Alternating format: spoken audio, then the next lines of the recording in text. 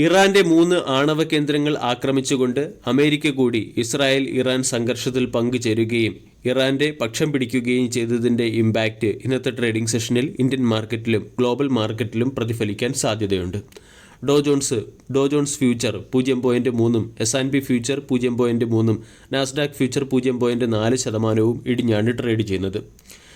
ഇറാനെ ആക്രമിക്കുന്നതുമായി ബന്ധപ്പെട്ട് തീരുമാനമെടുക്കുന്നതിന് വേണ്ടി 2 ആഴ്ച സമയം ആവശ്യമാണെന്ന് അറിയിച്ച ഡൊണാൾഡ് ട്രംപ് അപ്രതീക്ഷിതമായിട്ടായിരുന്നു ഇറാനിൽ ആക്രമണം നടത്തിയത്.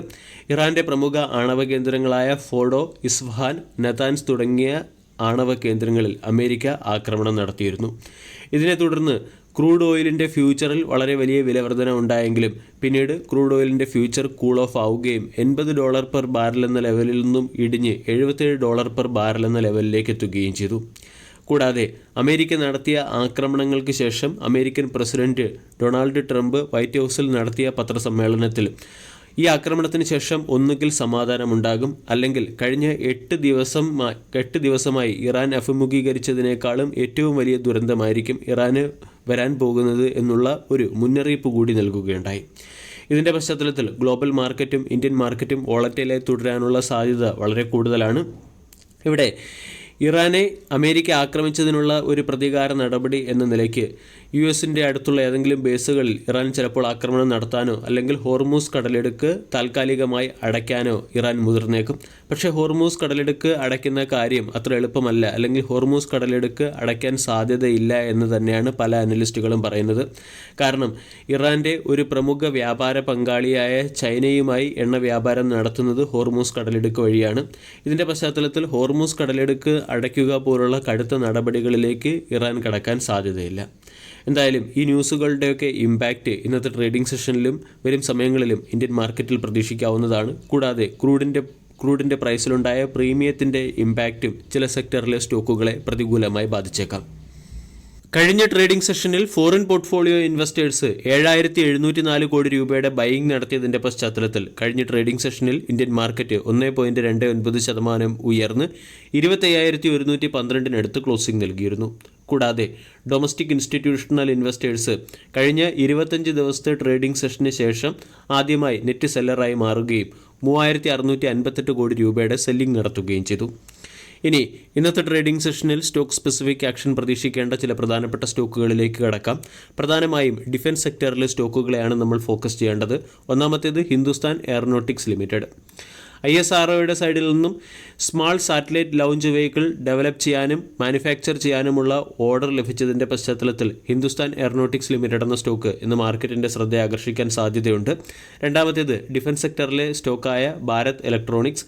ഭാരത് ഇലക്ട്രോണിക്സിന് അഗ്നി മിസൈൽസുമായി ബന്ധപ്പെട്ട എക്യുപ്മെൻറ്റ്, ജാമർ, സ്പെയർ, സർവീസ് എന്നിവയുമായി ബന്ധപ്പെട്ട് 585 കോടി രൂപയുടെ ഓർഡർ ലഭിച്ചതിൻ്റെ പശ്ചാത്തലത്തിൽ സ്റ്റോക്ക് മാർക്കറ്റിൻ്റെ ശ്രദ്ധ ആകർഷിച്ചേക്കാം.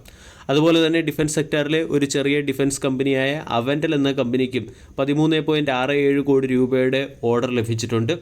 ഇലക്ട്രോണിക്സ് ആപ്ലിക്കേഷൻ ലബോറട്ടറിയിൽ നിന്നും ഡിഫൻസ് ഇലക്ട്രോണിക്സ് എക്യുപ്മെൻറ്റ് മാനുഫാക്ചർ ചെയ്യാനുള്ള ഓർഡറാണ് കമ്പനിക്ക് ലഭിച്ചിരിക്കുന്നത്. കൂടാതെ മസുഗോൺ ഡോക് ഷിപ്പ് ബിൽഡർ എന്ന കമ്പനിയുടെ സൈഡിൽ നിന്നും അവൻഡൽ എന്ന കമ്പനിക്ക് 11 കോടി രൂപയുടെ ഓർഡർ കൂടി ലഭിച്ചിട്ടുണ്ട്. ഇതിൻ്റെ പശ്ചാത്തലത്തിൽ ഡിഫൻസ് സെക്ടറിലെ ഈ 3 സ്റ്റോക്കുകളും ഇന്ന് മാർക്കറ്റിൻ്റെ ശ്രദ്ധ ആകർഷിക്കാൻ സാധ്യതയുണ്ട്. അതോടൊപ്പം തന്നെ TCS എന്ന സ്റ്റോക്കിനെയും ഇന്ന് ശ്രദ്ധിക്കാവുന്നതാണ്. കാരണം അസെഞ്ചറിൻ്റെ ക്വാർട്ടർലി റിസൾട്ട് മോശമായതിനെ തുടർന്നും അസെഞ്ചർ എന്ന സ്റ്റോക്ക് 7% ഇടിഞ്ഞതിനെ തുടർന്നും ഇൻഫോസിസ്, വിപ്രോ, TCS തുടങ്ങിയ സ്റ്റോക്കുകൾ ഇന്ന് മാർക്കറ്റിൻ്റെ ശ്രദ്ധ ആകർഷിച്ചേക്കും.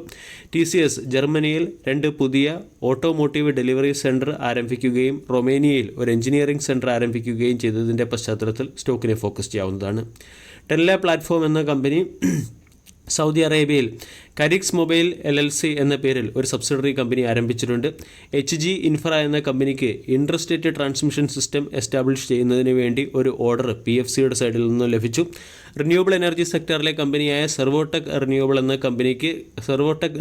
എന്ന കമ്പനി റിനെ സോളാർ എന്ന കമ്പനിയുടെ 27% സ്റ്റേക്ക് അക്വയർ ചെയ്തതിൻ്റെ പശ്ചാത്തലത്തിൽ സ്റ്റോക്കിനെ ഫോക്കസ് ചെയ്യാവുന്നതാണ്. കൂടാതെ അദാനി ഗ്രീൻ എന്ന കമ്പനി 1,470 രൂപ പെർ ഷെയർ എന്ന റേറ്റിൽ വാറണ്ട് ഇഷ്യൂ ചെയ്യുകയാണ്. ഇതുവഴി കമ്പനി 21 ലക്ഷം കോടി രൂപയുടെ ഫണ്ട് റൈസ് ചെയ്യാൻ ലക്ഷ്യമിടുന്നുണ്ട്. അതോടൊപ്പം തന്നെ നമ്മൾക്ക് ശ്രദ്ധിക്കാവുന്ന മറ്റൊരു സ്റ്റോക്ക് എക്സികോം ടെലിസിസ്റ്റം എന്ന കമ്പനിയാണ്. എക്സികോം ടെലിസിസ്റ്റം എന്ന കമ്പനിയും റൈറ്റ് ഇഷ്യൂ വഴി ഫണ്ട് റേസ് ചെയ്യുന്നു. ONGC കോർപ്പറേറ്റ് ഗ്യാരണ്ടി വഴി ഫണ്ട് റേസ് ചെയ്യുകയാണ്. അദാനി പോർട്ട് എന്ന സ്റ്റോക്കിനെയും ഇന്നത്തെ ട്രേഡിംഗ് സെഷനിൽ ഫോക്കസ് ചെയ്യാവുന്നതാണ്. അദാനി പോർട്ടും അദാനി ലോജിസ്റ്റിക് എന്ന കമ്പനിയുമായി ചേർന്ന് ഒരു ജോയിൻറ്റ് വെഞ്ചർ കമ്പനി രൂപീകരിക്കുന്നതിൻ്റെ പശ്ചാത്തലത്തിൽ സ്റ്റോക്ക് മാർക്കറ്റിൻ്റെ ശ്രദ്ധ ആകർഷിക്കാൻ സാധ്യതയുണ്ട്. റിന്യൂവബിൾ എനർജി സെക്ടറിലെ മറ്റൊരു സ്റ്റോക്കായ വാരി റിന്യൂവബിൾ എനർജി എന്ന സ്റ്റോക്കും ഇന്ന് മാർക്കറ്റിൻ്റെ ശ്രദ്ധ ആകർഷിച്ചേക്കും. വാരി റിന്യൂവബിൾ എനർജി എന്ന കമ്പനിക്ക് വാരി റിന്യൂവബിൾ എനർജി എന്ന സ്റ്റോക്ക് വെള്ളിയാഴ്ചയിലെ ട്രേഡിംഗ് സെഷനിലും മികച്ച പെർഫോമൻസ് കാഴ്ചവെച്ചിരുന്നു. കൂടാതെ company fund raise point of വ്യൂവും മാർക്കറ്റിൻ്റെ ശ്രദ്ധയാകർഷിക്കും. ഇന്റർആർക്ക് എന്ന കമ്പനി 80 കോടി രൂപയുടെ ഓർഡർ ഏതർ എനർജിയുടെ സൈഡിൽ നിന്നും സെക്യൂർ ചെയ്തതിൻ്റെ പശ്ചാത്തലത്തിൽ ഇന്റർആർക്ക് എന്ന സ്റ്റോക്കിനെയും ഇന്നത്തെ ട്രേഡിംഗ് സെഷനിൽ ഫോക്കസ് ചെയ്യാം. അതോടൊപ്പം തന്നെ ബാജൽ എന്ന കമ്പനിക്ക് പവർ ട്രാൻസ്മിഷനുമായി ബന്ധപ്പെട്ട് 400 കോടി രൂപയുടെ ഓർഡർ ലഭിച്ചതിൻ്റെ പശ്ചാത്തലത്തിൽ ബാജൽ എന്ന സ്റ്റോക്കും മാർക്കറ്റിൻ്റെ ശ്രദ്ധയാകർഷിക്കും. വീഡിയോ എല്ലാവർക്കും ഇഷ്ടമായി എന്ന് വിശ്വസിക്കുന്നു. താങ്ക്